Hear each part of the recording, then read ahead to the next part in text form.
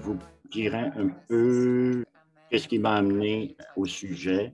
Ensuite, j'aborderai la médiatisation des jeux d'argent et son impact sur les sports. On assiste à ce changement en Irlande et, et on verra aussi les questions et problèmes internationaux. Bon, en fait, il y a des impacts locaux du jeu d'argent et c'est important lorsqu'on commence à étudier les jeux d'argent. On parlera aussi d'un travail de collaboration que je fais sur la mise en données, l'intelligence artificielle et l'industrie du jeu. Et de là, je parlerai comment ça a un impact sur tout simplement les jeux récréatifs. Enfin, je borderai les politiques publiques. Je nous crois voisins, bien que la distance soit grande, et nous avons des rapports culturels très forts, y compris avoir un voisin important. Bon, la proximité du Royaume-Uni à la République d'Irlande compte pour beaucoup.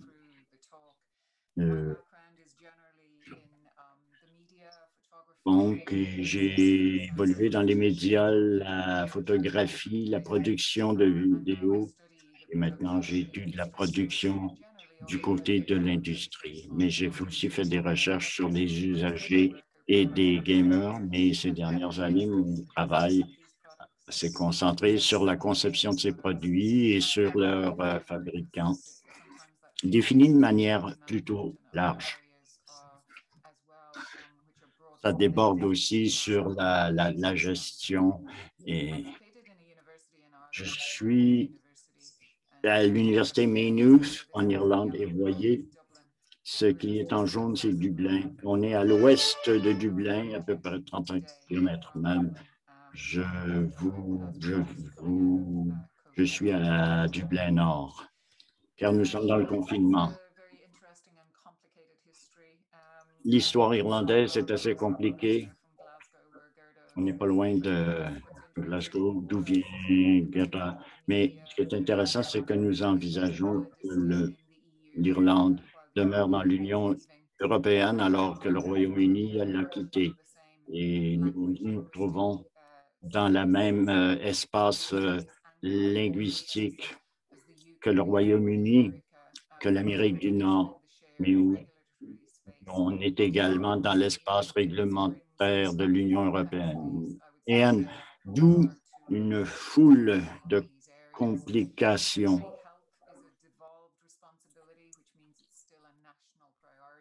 Donc, la santé demeure. Mais enfin, les questions de médias sont. Il y a un dédoublement des compétences entre l'Union européenne et l'État irlandais. Donc, les politiques publiques s'en ressentent. En vous parlant de ceci, je dirais que ma formation provient d'une économie politique des médias et que je situe dans la sociologie.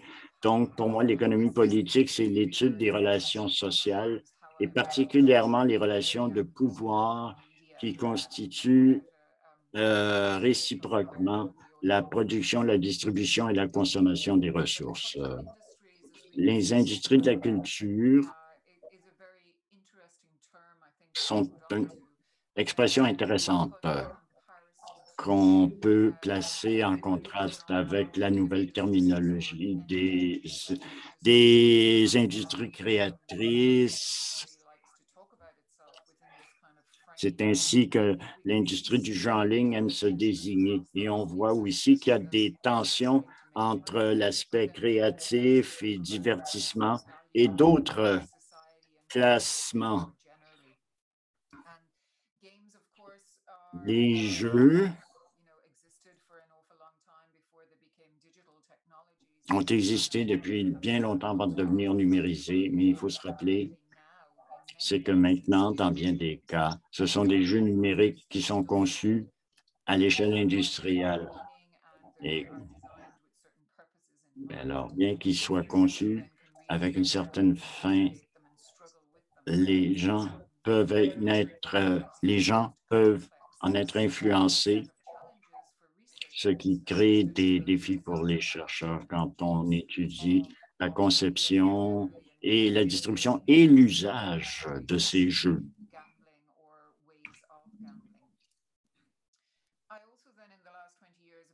Depuis 20 ans, j'ai aussi fait l'étude des jeux, qui est une approche interdisciplinaire. On a vu des gens qui ont vu à la fois les industries productrices de ces biens, mais aussi les cultures de jeux qui en procèdent et aussi la négociation. Si vous êtes nouveau à ce domaine, je vous indiquerai une œuvre en Finlande qui est un bon exemple de groupe qui œuvre à travers ces divers éléments de l'industrie, des usagers, de la culture. Cependant, aujourd'hui, je me concentrerai d'abord sur le rapport que j'ai produit avec deux collègues, avec le professeur Brennan, financé par la Fondation en Irlande. Il n'y a pas eu beaucoup d'études faites sur les jeux d'argent en Irlande et surtout d'une perspective non médicale. Je m'y suis beaucoup intéressé dans le sillage d'un livre intitulé No Global Games, où on voyait les transitions dans les modèles d'affaires, où on a vu que les jeux se dirigeaient vers l'espace des médias sociaux. Et on a vu des compagnies de jeux, pour la première fois, commencer d'utiliser un langage qui estompait les domaines. Et ça fait déjà 10 ans. Quand on regarde l'industrie, donc, certaines de ces compagnies commencent à parler de modèles d'affaires, comment amener les gens à payer pour des microtransactions dans des jeux. Et certaines compagnies se convertissaient dans des jeux de type casino, jeux de hasard, enfin, en me fondant sur des travaux plus récents. Et j'essaie de comprendre comment ces technologies de datafication fonctionnent, ce qu'elles peuvent faire et ce qu'on peut faire pour rendre l'ensemble plus transparent d'un point de vue des politiques. Voyons donc maintenant à la gamblification. J'ai enseigné des cours sur les médias depuis des années. J'ai examiné, par exemple, la médiatisation de la société et l'impact du média sur la politique, sur la religion et autres dimensions de l'existence. En m'inspirant de gens comme John B. Thompson et Andreas Hepp d'Allemagne, mais plus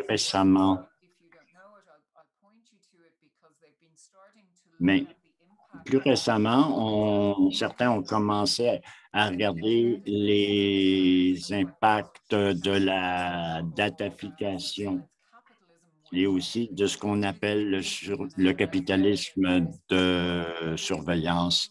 Et Andreas Sepp et Nick Cautry ont commencé à parler de la profonde médiatisation de la société.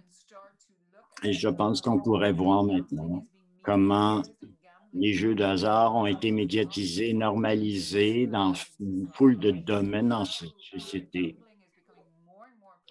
devenant de plus en plus répandus, que ce soit à la télé, au cinéma, dans les réseaux sociaux, les réseaux numériques. Et cela s'approfondit par la datafication. Alors, je voudrais parler maintenant de la profonde médiatisation de la culture et la gamblification. Cela va nous donner des aperçus sur l'estompage des limites. Voici un résumé du rapport de recherche de 2021. Il y a la première section sur les tendances internationales, mais on voulait surtout se concentrer sur l'Allemagne. Le rapport, à cet égard,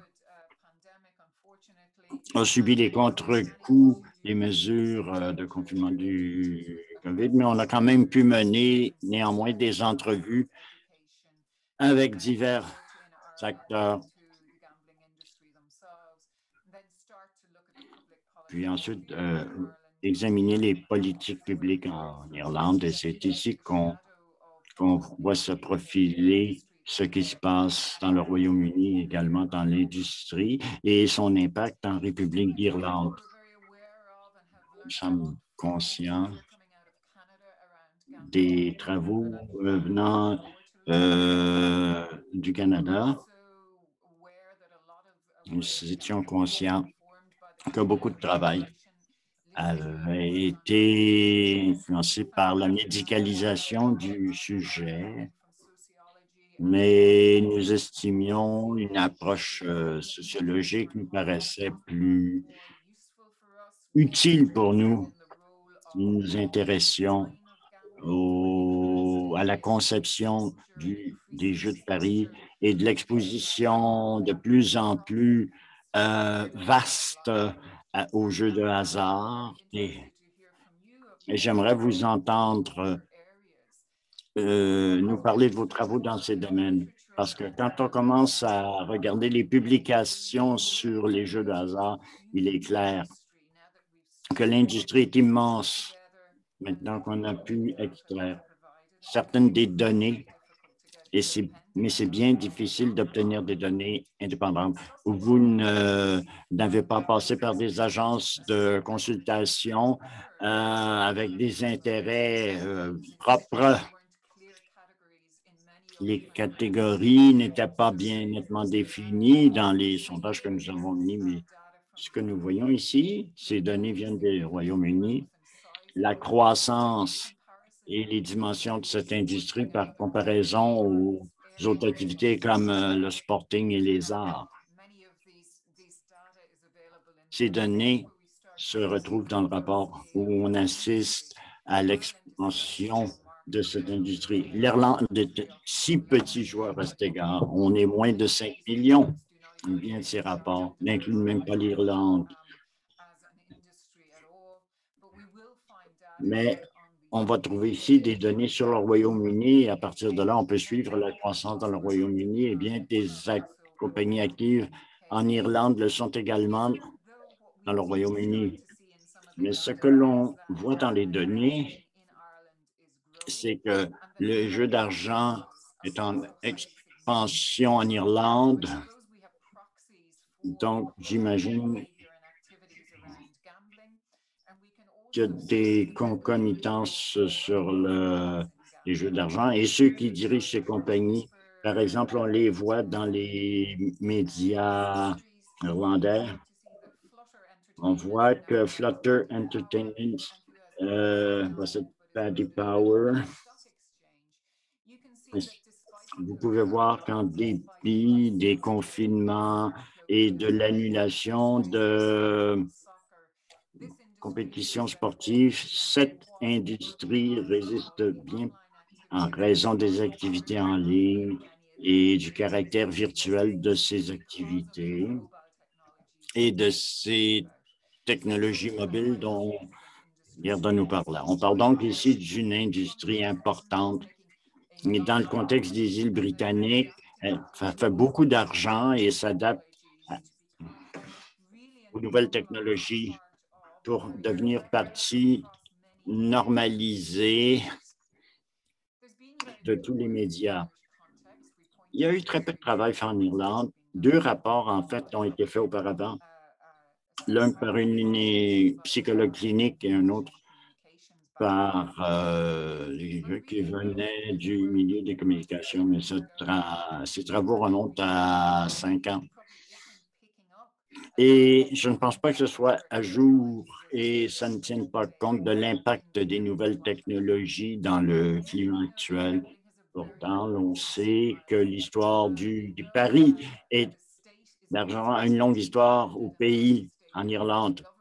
Le gouvernement, en la promotion et dans la taxation, on avait le Irish Sweepstake qui était suivi à l'international, qui permettait de financer des programmes de bien-être social en Irlande. On a donc une longue tradition de jeu qui est normalisée. Donc, la loterie n'est même pas perçue comme étant du jeu dans la culture irlandaise. On a aussi un encadrement réglementaire assez lâche. On a beaucoup de loteries locales, de machines à sous, mais qui ne sont pas placées dans les lieux publics, mais beaucoup dans nos stations balnéaires et on peut voir que les machines à sous en Irlande, on peut voir que les médias commencent à parler que c'est un domaine qui n'est pas réglementé. Une nouvelle loi est passée avant Noël pour réglementer ces machines. Mais pour ce qui est des paris en ligne, la réglementation fait cruellement défaut. Cela veut dire qu'il nous faudrait faire davantage de recherche dans ce domaine. Gerda a parlé de Paddy Power, une grosse compagnie en Irlande qui fait partie de Flutter Entertainment. On voit qu'ils travaillent dans bien des domaines pour s'occuper de bien des formes de paris en ligne. C'est donc un domaine en extension et le Royaume-Uni est important pour l'Europe à cet égard.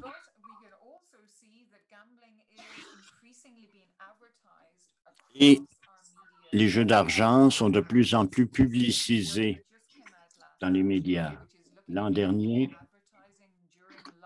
il y a une étude a été faite donc sur la publicité pour les jeux d'argent durant les événements sportifs en Irlande.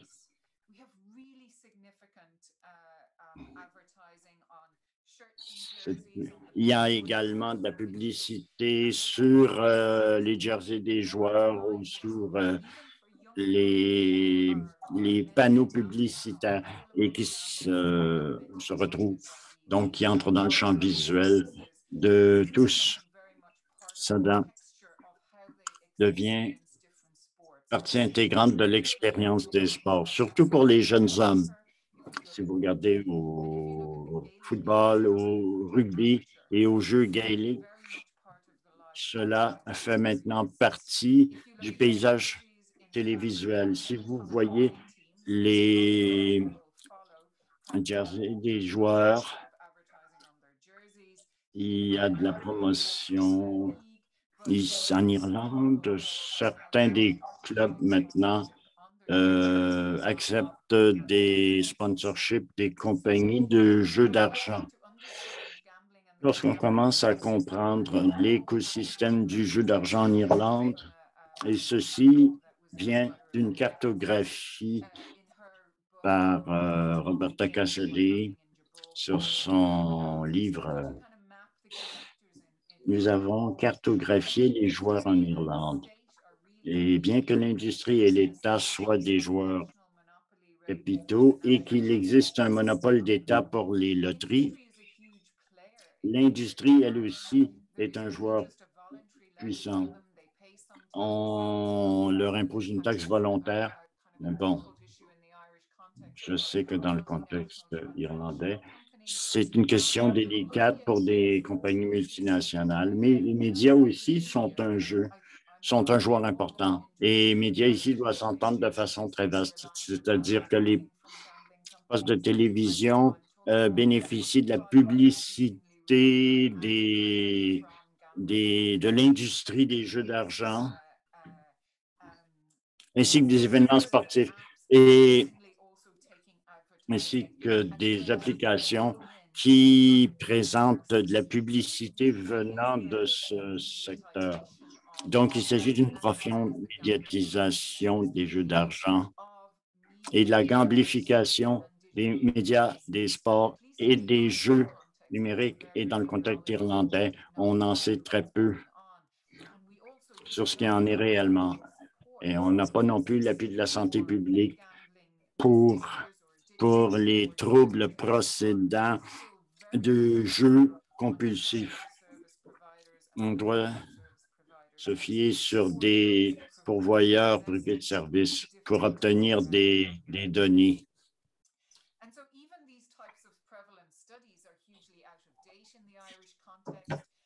Beaucoup de ces les formes les plus usuelles sont des billets de loterie, mais le jeu est fréquent et il est normalisé à travers la société irlandaise.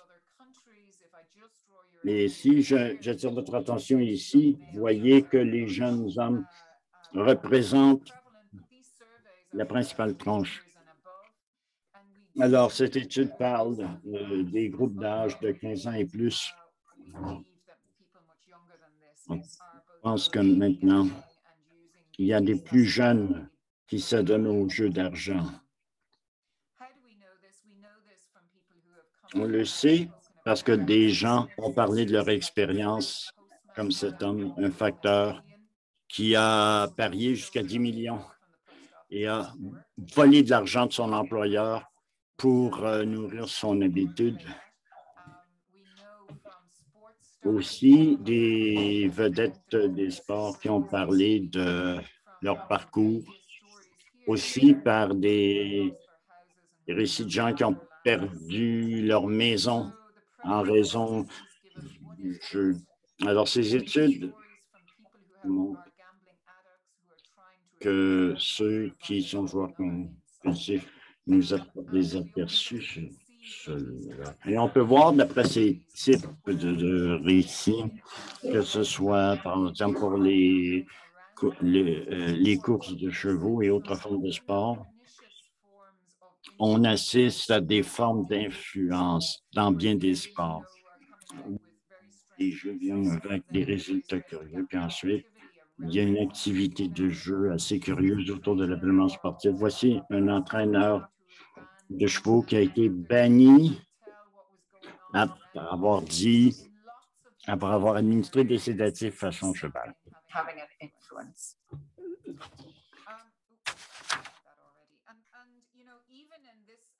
Même, ça c'est le seul domaine en Irlande qui est l'association athlétique gaélique.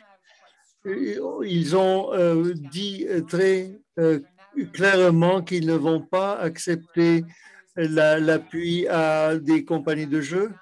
Mais même lorsque les jeux sont présentés sur la télévision, on a toujours des annonces sur les jeux. Alors même si l'organisation essaie de prendre une position contre le jeu, mais il y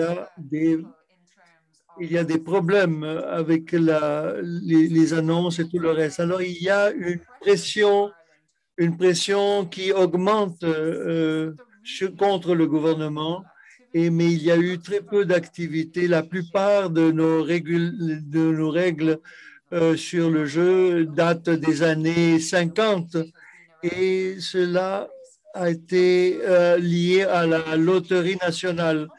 Alors, les compagnies de jeux sont en train de chercher une législation. Et ce matin, je m'excuse, il faut ajouter aux diapositives dont je parle, que j'ai ajouté une diapositive, il y a les responsabilités et les risques. Et on parle du bien-être et de la sécurité de la population. Et il y a une meilleure approche et on voit un changement. Comment est-ce que les gens, comment ils peuvent répondre, mais cela, c'est seulement le ministère de la Justice Et il y a aussi le ministère de l'Éducation et d'autres de la Santé qui ne sont pas encore préoccupés. La question de la dérégulation du jeu avec le néolibéralisme et avec la médiatisation et la diffusion des jeux.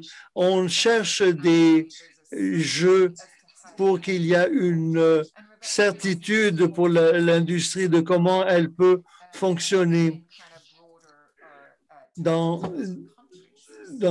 aussi en fonction des autres pays. Nous voyons un changement des compagnies elles-mêmes qui parlent de la responsabilisation et qui parlent de la sécurité. Et ça, c'était un moment où on commence à parler de la technologie, de l'intelligence qui essaye de suivre les joueurs qui sont en train de chercher quand est-ce qu'ils, lorsqu'ils quittent le jeu à cause des pertes monétaires. Alors, on voit de grandes similitudes au cours des 5 dernières années. Et cette étude du modèle à suivre pour les jeux et de donner des stimulants pour le jeu et aussi la technologie de l'information. Et on essaie de voir qui est-ce qui paye et qui est-ce qui paye beaucoup dans le jeu et les personnes très riches et les personnes importantes. Alors, cela, d'après moi, doit être vu dans un contexte beaucoup plus large sur la surveillance du capitalisme. C'est de connaître des innovations. On a exactement le même langage dans les types de politiques. Nous le voyons dans la littérature de big data, les données massives. Alors, on parle aussi les compagnies de analytics et les crypto-monnaies. Et tout cela est en train de se rapprocher les uns des autres et on voit que tout cela fait partie d'un déploiement de ces nouvelles technologies, comment elles se développent aussi dans les sciences de l'information. Alors, lorsqu'on parle de la datification, le développement des données, nous savons que ce n'est pas simplement un développement technique, bien sûr, c'est un développement technique, mais aussi c'est un changement culturel, un changement politique, et ce sont le sort de choses sur lesquelles nous devons nous poser des questions en tant que scientifiques sociaux. Certains de mes collègues Kitchen et Laureate en 2014 au Canada ont dit que pour la recherche dans ce domaine, nous devons comprendre ce qui se passe et nous devons ramasser les données. Et ce n'est pas simplement neutre et objectif, indépendant. Nous nous posons des questions sur le type d'information. Alors, nous devons analyser dans des études antérieures. Nous disons que dans les petites villes et dans les médias sociaux, nous avons dans plusieurs cas nous n'avons pas le choix de ce type d'écologie. Alors, lorsqu'on voit ces villes centrales comme Dublin, où je suis en train d'être surveillé pour des objectifs précis. Qui est la troisième partie? Nous devons penser à ces choses en disant oui, elles servent une fonction pour les personnes qui dirigent la ville, mais aussi il y a d'autres fonctions qui sont en train d'enlever le pouvoir des citoyens.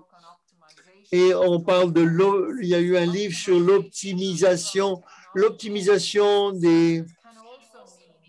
Cela veut dire aussi les consommateurs, ça marginalise en même temps que ça s'optimise. Alors nous savons que les données qui sont données volontairement lorsqu'on signe des contrats, des termes et des conditions, mais il y a aussi des données fantômes qui sont liées à cela et qui sont utilisées. Et c'est là que je pense que les scientifiques sociaux doivent étudier ces données fantômes. Et voilà, c'est ce que voilà, toute une question. Tous ces livres que nous voyons sur l'écran, ce sont des livres qui se préoccupent sur ces questions. Alors, en pensant sur les jeux, sur la perspective des jeux, les jeux de hasard ont une longue histoire. Lorsque j'ai commencé à étudier les jeux il y a une vingtaine d'années, cela a été clair que nous pouvions faire une séparation entre les jeux maintenant, lorsque je vois le texte, le livre de Roger Caillois, et je trouve que c'est très intéressant de voir la terminologie dans les différents, les jeux de hasard, les jeux de chance et les dés et la littérature qui est très différente de la façon selon laquelle le jeu compétitif est en train d'être vendu au public. Je souligne que les médias sociaux agissent pour le développement de jeux globaux. Nous voyons de plus en plus ce qu'on appelle une logique de production nouvelle et qui se développe. On voit dans les publications, à la télévision et dans les autres médias culturels, et je commence à dire qu'il y a une nouvelle logique de production qui est en train de se développer et la façon selon laquelle on est en train d'emprunter au sport et au sport de compétition, mais aussi la question de la radiodiffusion et sont en train de se rapprocher. Lorsqu'on voit les axes des médias, lorsqu'on donne des jeux gratuitement, on commence à voir la datification, le développement de l'accumulation des données, et cela nous conduit les joueurs sur la question de la protection des données. On commence à avoir des réactions de ce il y a sur la question de la privacité et de la législation sur la privacité et aussi la protection des consommateurs. Gerda a donné quelques exemples, mais je regarde un petit peu le temps qu'il me reste. Je suis en train de regarder ici mon écran. Lorsqu'on regarde ces jeux,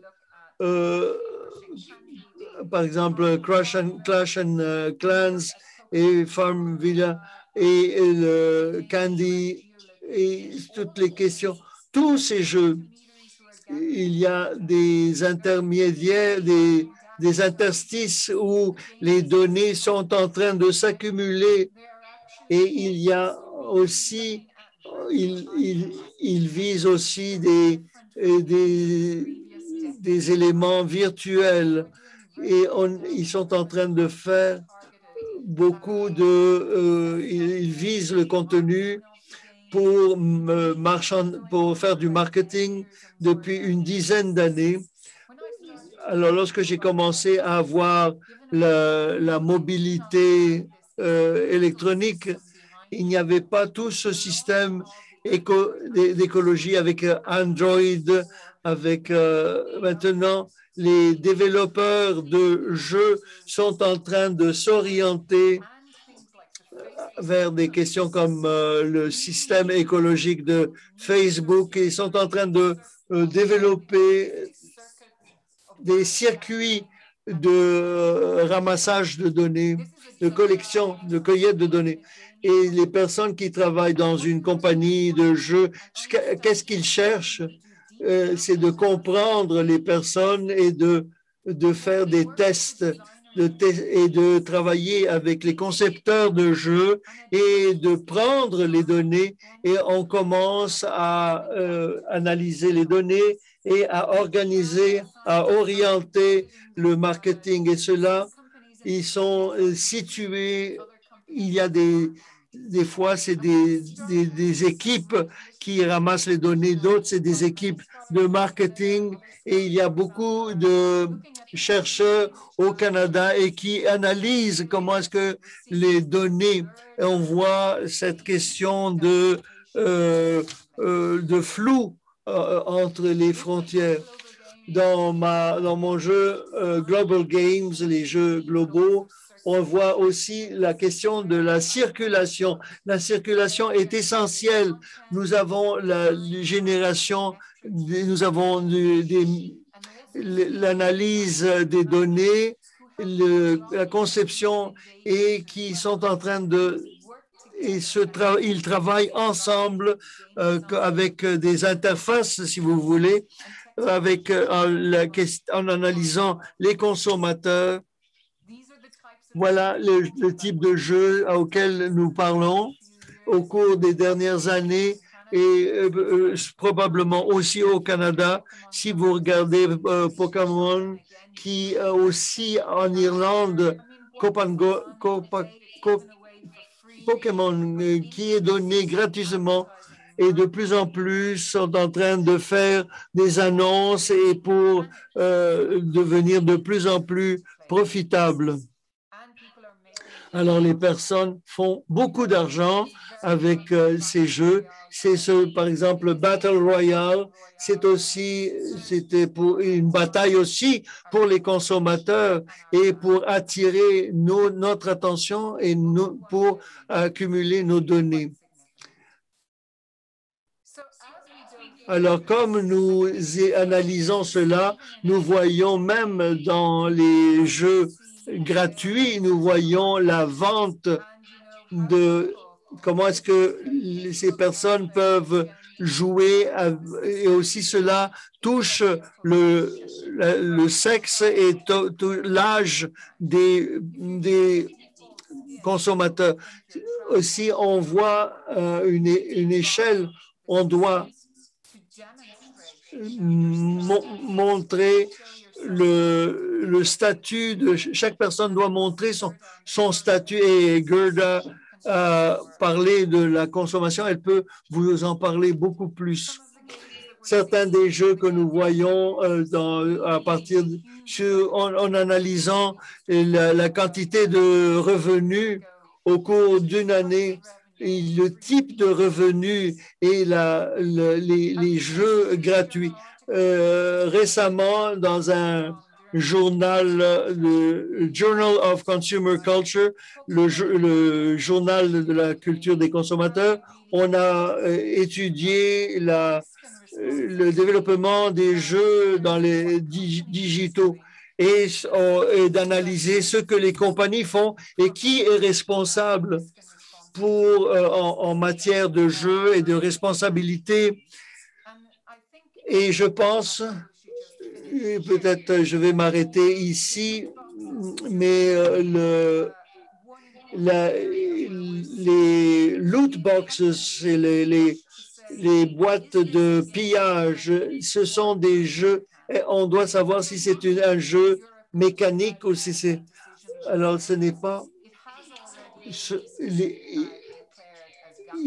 On a déjà discuté du jeu lucratif, comme par exemple, et on dit, bon, ben, nous avons besoin plus de données pour des achats, nous devons répondre aux mécaniques du jeu. Alors, je vais peut-être m'arrêter et j'avais certaines autres choses que je voulais dire, mais il faudrait voir comment est-ce que nous comprenons la question de la responsabilité et cela est en train de changer. Les compagnies sont en train d'insister sur de donner de l'information aux consommateurs, mais je pense qu'avec les réglementations en Europe, nous allons voir des pressions pour avoir d'autres approches sur la question entre le jeu récréatif et le jeu lucratif parce que beaucoup de multinationales ont leurs sièges sociaux en Irlande et en Europe pour l'Europe. Et aussi, c'est de donner une réglementation ou une législation sur les jeux et pour améliorer la législation actuelle. Je vous remercie.